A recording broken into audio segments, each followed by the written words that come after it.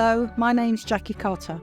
I'm the EDI Disability Academic Lead at the University of Manchester, and I've set up a series of in-conversation pieces called Let's Talk Disability.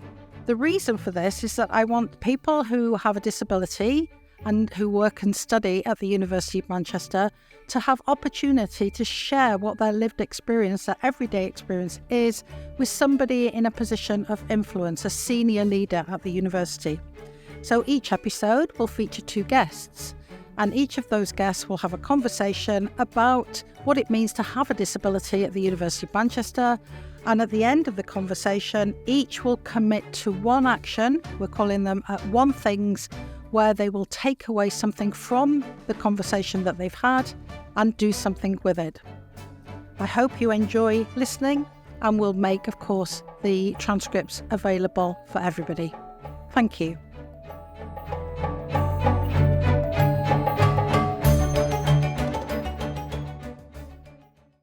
Okay, welcome to episode 4 of the Let's Talk Disability series. I'm Jackie Carter. I'm the EDI Disability Academic Lead for the University of Manchester, and I have 2 guests in the studio with me today who are going to introduce themselves, and we're going to have a conversation about the lived experience of disability at the University of Manchester. So Hamied, can I start by asking you to introduce yourself, please? Well, hello, Jackie and Nancy. So it's wonderful to be here. My name is Hamied Haroon. I'm a research fellow in the Faculty of Biology, Medicine and Health in the School of Health Sciences. I work on biomedical MR imaging and love the subject I do. I've always been disabled all of my life, and I'm a proud Mancunian. I've always lived in Manchester. I love this city. So I started life as a disabled child in a special school just full of disabled children, surrounded by that environment, and not really seeing other kids who were non-disabled around me. It was just a disability, but we learnt how to make the best of being disabled and the strength that gave us for the rest of life. But it was only when I got that lucky chance to go to the only mainstream high school that was accessible in Manchester at the time did I discover science. And brilliant programs, Nancy, you might remember these, Tomorrow's World, Star Trek, great things like that on TV, really kind of built that passion, that drive towards science for me. And so I found my path. Over to you, Nancy. So thank you. I'm Nancy Rothwell. I'm President and Vice Chancellor of the University, a post I've held for 14 years, but still a scientist at heart in the same faculty as Hamied, in the Faculty of Biology, Medicine and Health, and still dip in and out of research, which is on stroke and dementia and brain injury. I do want to say, first of all, thank you so much both to Jackie and to Hamied, because I believe you were the founder of the Disabled Network, which has gone from strength to strength. And I think now is gaining real recognition. People are starting to think about what disability means in a way that we probably didn't even a few years ago. So I wanted to say a big thank you to both of you. Brilliant. Thank you so much, Nancy. And that really is the purpose of this recorded series, to hear the voices of the lived experience, the everyday experience of disabled staff and postgraduate research students in the first instance, and find out not just what the challenges are, because we can talk about those, but also what the strengths of having a diverse community at the University of Manchester is.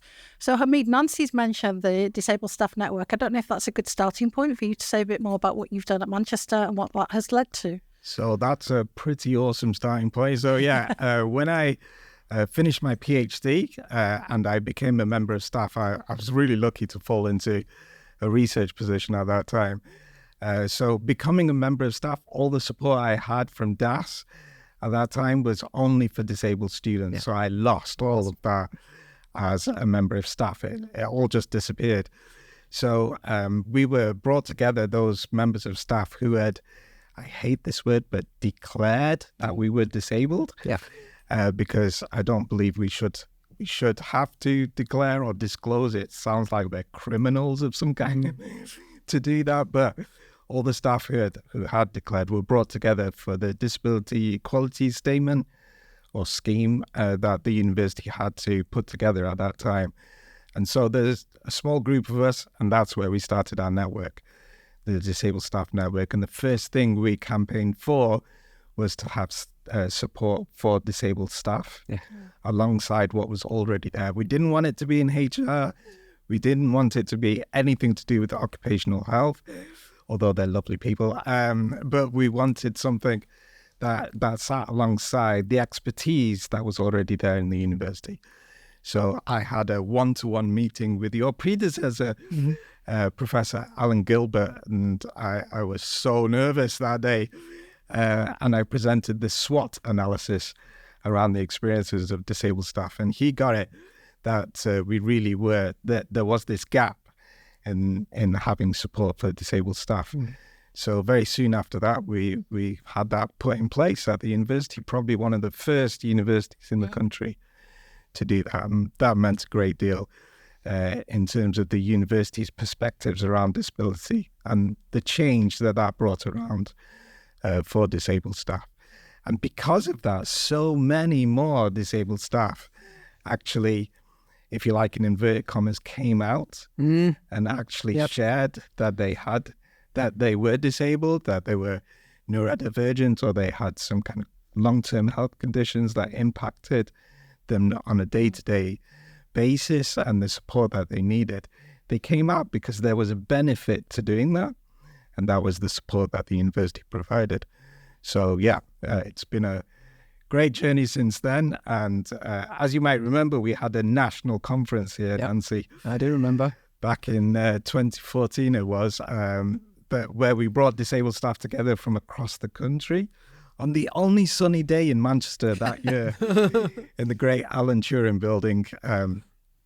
We launched our National Association of Disabled Staff Networks from there. And we've been going from strength to strength from that, all based on what we were doing here in Manchester. Yeah, it makes me feel very proud, although we still have a lot to do. I remember Alan talking to us as the senior leadership team at the time about his conversation with you, and that's when we changed DAS to include staff. And actually, we've just expanded it again, not least thanks to the campaigning of Jackie, and to have more of a focus on PGRs, because they felt a little bit left out, because they didn't quite consider themselves as students, but they weren't necessarily members of staff. So that's expanded again. Interesting comment you made about declare, because there is still, my sense, among some people, a stigma about saying I'm disabled. I mean, sometimes it is very obvious, but sometimes it isn't obvious. And people feel it might disadvantage them to say I have a disability. So I think one of the things we have to do is give people confidence that they won't be disadvantaged by saying I have a disability. And it was very interesting when I met with the PGRs that one of them said, well, I can't see DAS because although I know I have a disability, it hasn't been formally diagnosed. And the head of DAS said, no problem. Come and see us anyway. It doesn't matter. And they were quite surprised. So clearly from that meeting, the key thing that came to me was, as is so often the case, communication is not as good as it could be. We're not reaching enough people. And so they're thinking I'm isolated, I'm alone, I'm struggling. They don't all know about the network. I'm sure there's many more who could join. They don't know about DAS. They don't know about what can be done. But then communicating to others, because several of them were saying what brilliant PhD supervisors they had, but others saying, but my PhD supervisor just doesn't really understand what it means to me, and we need a bit more training. So I think awareness and communication is a big thing that we need to step up. Yeah, I'm so glad you picked that up, because we, on episode 2, I think, of this series, we had the Vice President for Research, Colette Fagan, talking to Laura, who's the co-chair of the Disabled Staff Network, but also the co-chair of the PGR Disabled Staff Network, Disabled PGR Network. And one of the things that we picked up from that was about not just better communication, but better information that can be given What's available to PhD supervisors. So already, as a result of having those conversations and bringing that to your attention, Nancy, but also to Colette, we're starting to make changes in terms of what's delivered in the PGR supervisors toolkit. And moreover, we're sort of starting to spread the word more widely about what it means to have a disabled PGR student in terms of supervision. So it feels like it's not just the communication, but the it's hearts and minds as well, isn't it? It's getting involved. I think it's also demonstrating that disability, which affects people in very different ways, sometimes profoundly, doesn't have to be a disadvantage. Yeah. I'm very proud that one of our heads of school for many years was completely blind. I found that hard to imagine how you could do that, but he did, and he did a very good job. And it was a great message to people. You can be a top academic, a professor, and a head of department, and be fully blind. And the people around him who knew him helped him a lot. And I met a student a few years ago who was remarkable. She was blind and deaf and studying music. And it was just, and actually that's one of the reasons why we should celebrate having a high proportion of disabled people, because it's humbling for the rest of us, actually. It makes us think, my goodness, I thought I had it tough. But actually, some of the hurdles people like you, Hamied, and others have overcome make you stop and think, actually, I've had it quite easy, really. So I think it's just good to see people around who, in spite of sometimes significant disability, have achieved great things. Yeah, I think that's so important in terms of being able to see yourself, seeing people who are disabled like yourself in those high positions, in those positions of influence.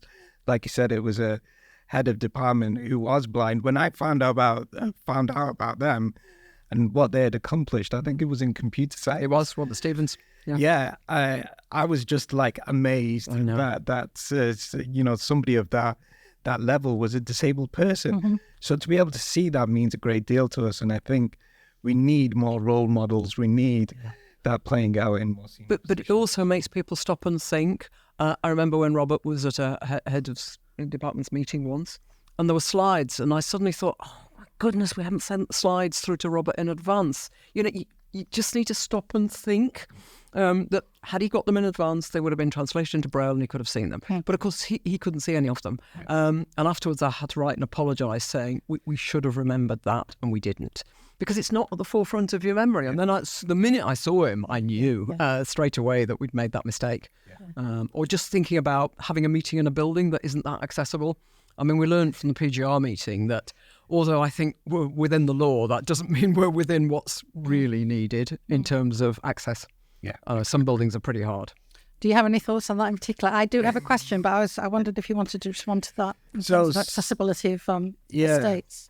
So some of the buildings, Nancy, on our campus included, some of our new buildings even, you come to the entrance and already there's this feeling that you're segregated from everybody else. You go to a building, you go to the entrance, there's an entrance that everybody else can use, and then there's a disabled access entrance on the side. And often you are separated from everybody else.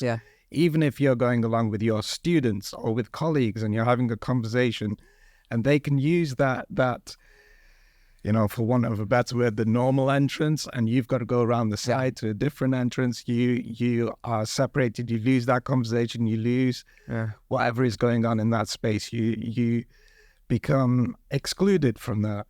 So it's something that I feel very strongly about. That the design of our buildings, yes, they meet the minimum legal standards, but actually we should be moving beyond that. I have a question. I should know the answer to this. But on the design teams for buildings, do we have any disabled staff or DAS members advising? Well, we're supposed to. Okay.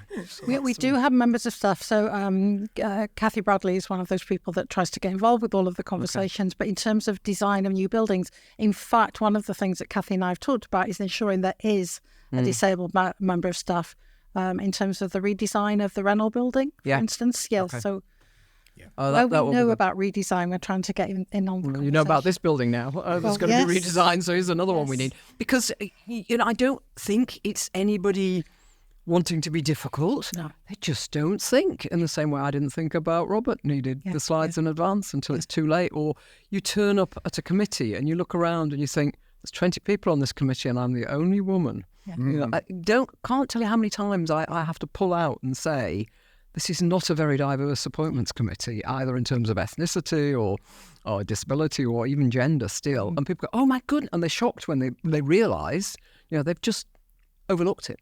So can I prompt you both to think about, we've talked a lot about visible disabilities, where it's clear that somebody has a disability. But I'm really proud that the University of Manchester has adopted the Sunflower Lanyard scheme, which is all about hidden disabilities. So what do you think are the challenges for us, and also what can we do to sort of better communicate what it means to have, like myself, I have hidden disabilities. I have hearing impairment, and I'm very dizzy all the time because of a neurological condition I had during lockdown. What can we do for hidden disabilities and for those people who are neurodivergent and wouldn't necessarily want to share that they have what's labelled a disability, but might not want to sort of talk about that?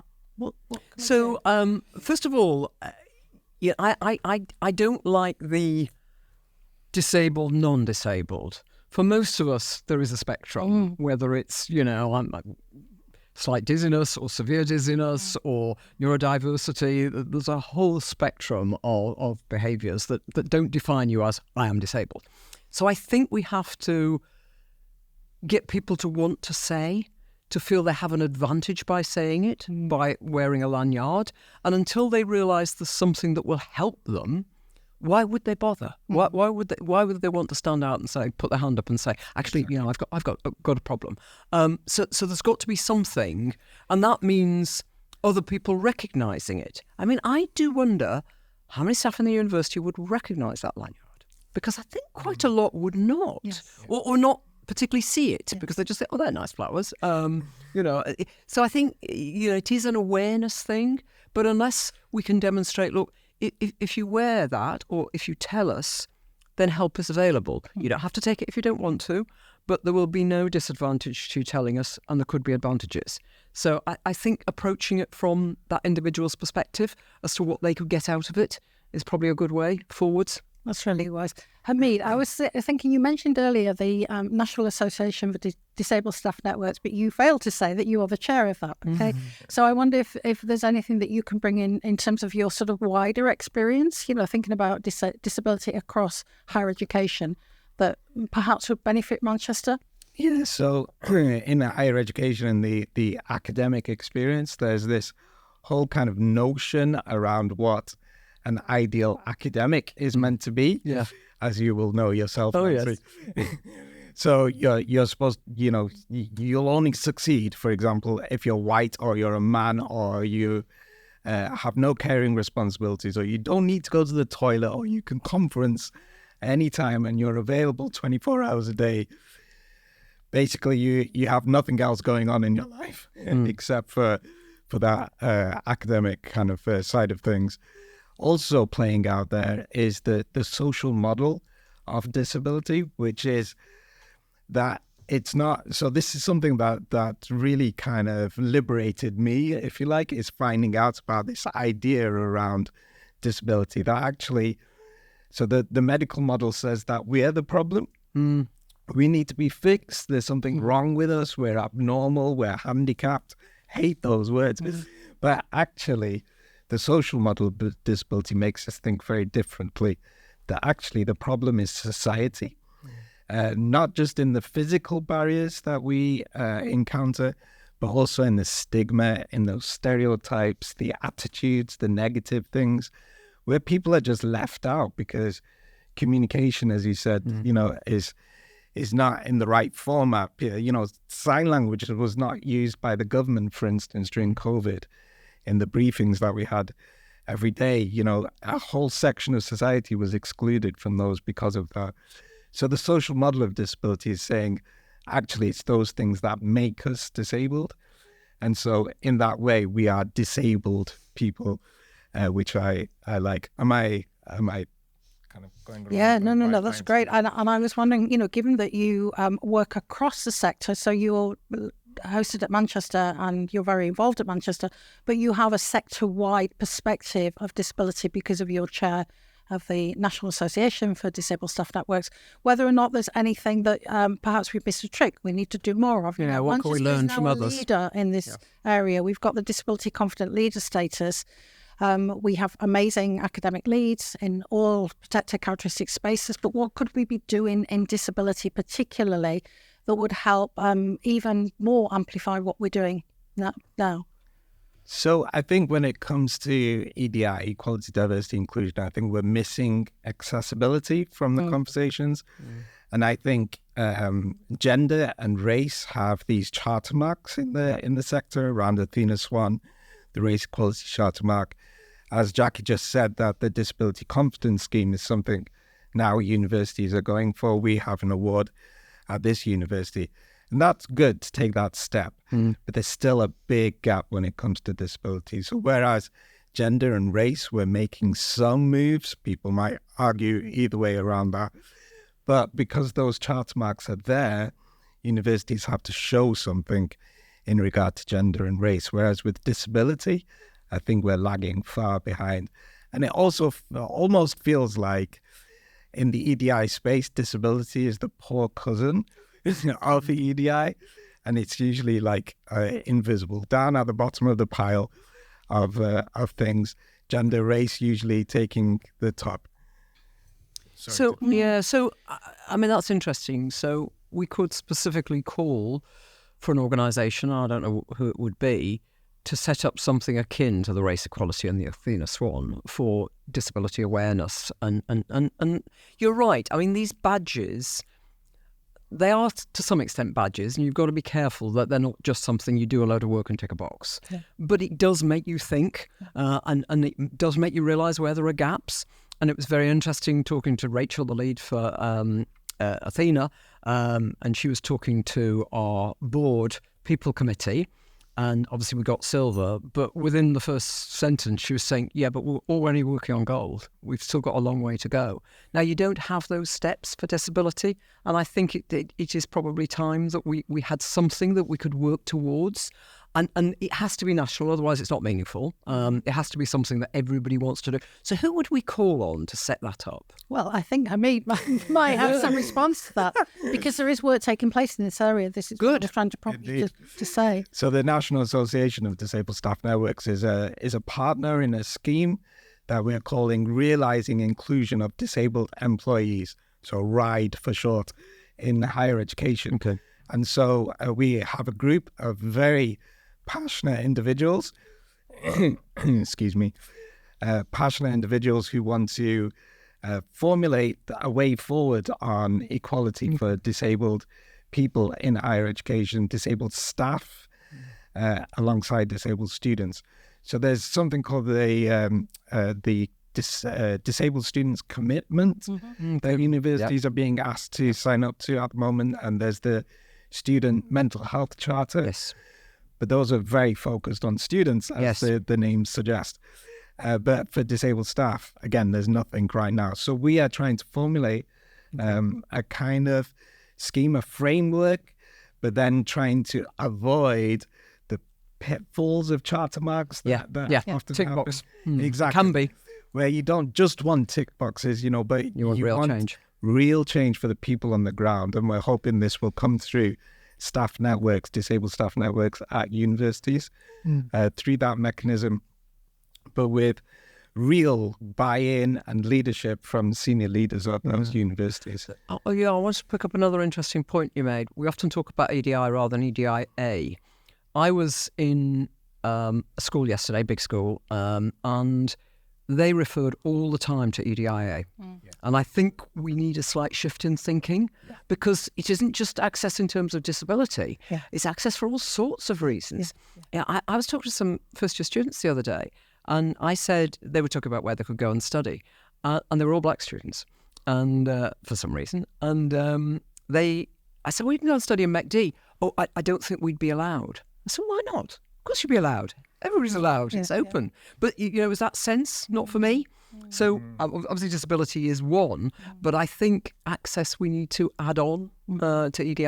I'm glad you've said that. Nobody else has said that on this series so far. And so it's really helpful to help move the conversation forward and to think about what we're not doing. And also you've challenged us, Nancy. Thank you for that, for thinking intersectionally. It's not just looking down a single lens. No, it's not. Of course, we're looking at disability today for the reasons that I've explained, but everybody has multiple identities, and it's about ensuring that we all have the best opportunity we can working or studying at the University of Manchester. I don't want to spend too much longer talking about that, but we have talked a lot about the challenges and some of the opportunities. But are there any practical things do you think we could be doing to raise the issues about strength and celebrating? You used the word celebrating, which I really liked. So we're not always thinking of this particular group of people as in need. What can we be doing to really raise the profile of amazing people at the University of Manchester who happen to be disabled? I think there's a number of ways. I think just remarking on what Nancy just said a moment ago about access and it not just being about disabled people, I think that's absolutely right. So things that we can improve in the experiences of disabled people would benefit everybody. Yeah. So just like a building, if you've got a staircase going into a building, you're excluding so many disabled people from getting in that building. As soon as you put a ramp on, everybody can get into that building. You're not excluding anyone. So I think that's one thing to say. The other is in celebrating disabled people. I think we've got great opportunities throughout the year to do that. We have, we have Disability Pride Month in July, I think it is, which is actually based on the Americans with Disabilities Act that came out across the pond. So we've kind of borrowed that from them. We have the UK Disability History Month between November and December, and then the International Day of Disabled People on the 3rd of December. And we try to take part in the Purple Light Up. So purple being the colour of disabled people. And their contribution. Same as, that fits well. Yes. Yeah, exactly. Yeah, the university's chosen a good colour there. So purple being a vibrant way of celebrating the contribution disabled people make, which is often hidden. We don't really see that, and we don't celebrate it enough, how much disabled people do contribute, not just to the economy, to society at large in so many ways. And it's because of being disabled, because of the conditions, because of our lived experiences, that we enrich everybody's lives, I think, by being around. So, I mean, you talked about the national sort of celebratory things, but we have a lot of things within the university.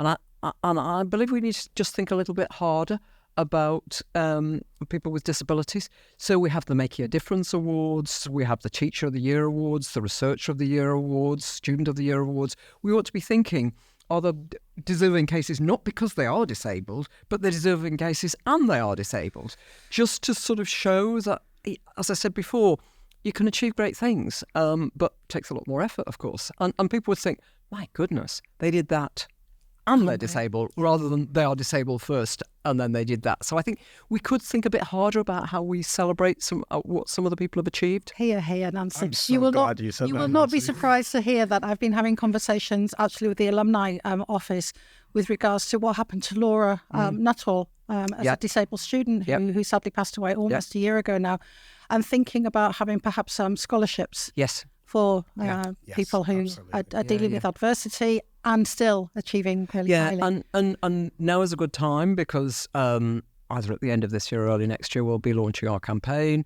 I mean, there was a big gift announced just this week. One of our alumni who's supporting care leavers, which is amazing because, of course, they leave the care home, they've got nothing. Yeah. But to have something as a sort of scholarship program for disabled students or early career disabled staff to help them get along the way, because I'm sure that for many disabled people, there are a lot of extra costs actually as well. Yes, absolutely. So, as I heard from the PGRs, a lot of them can't go to conferences because they need to take a carer with them. Yes. Well, that doubles the cost. Yeah. So how do we manage to get around that?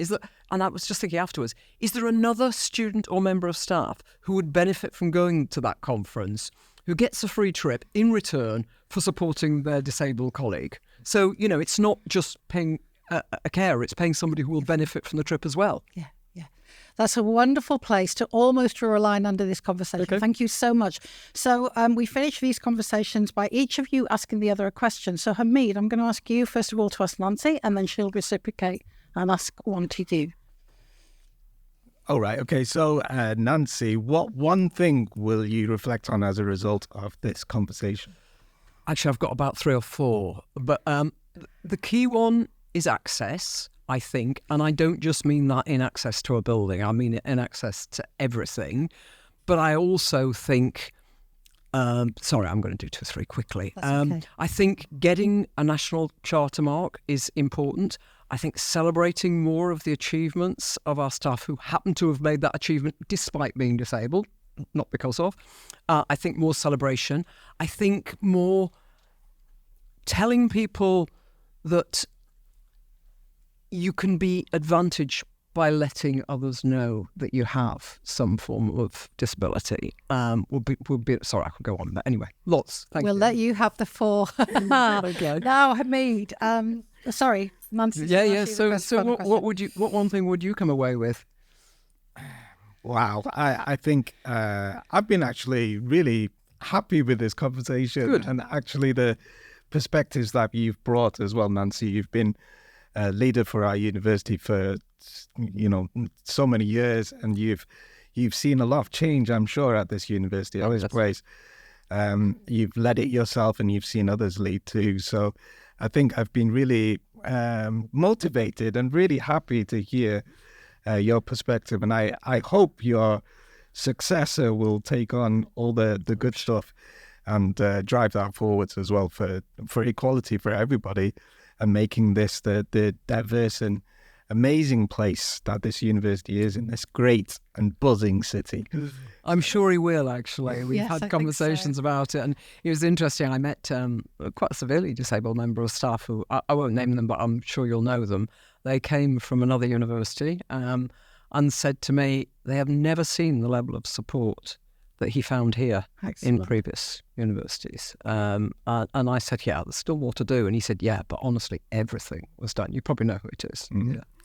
So I hope that means we might see a Stephen Hawking kind of appear from our very own university. Indeed. Wouldn't that be amazing? Well, that's a wonderful note on which to stop, isn't it? I just want to thank both of you very much for a really open, honest, provocative discussion today, because I think we do need to sort of, ask the difficult questions to move the conversation on. So thank you, Nancy. Thank you, Hamied. Thank so you. much. Thank you. Jackie. Thank you, Nancy. Hamied.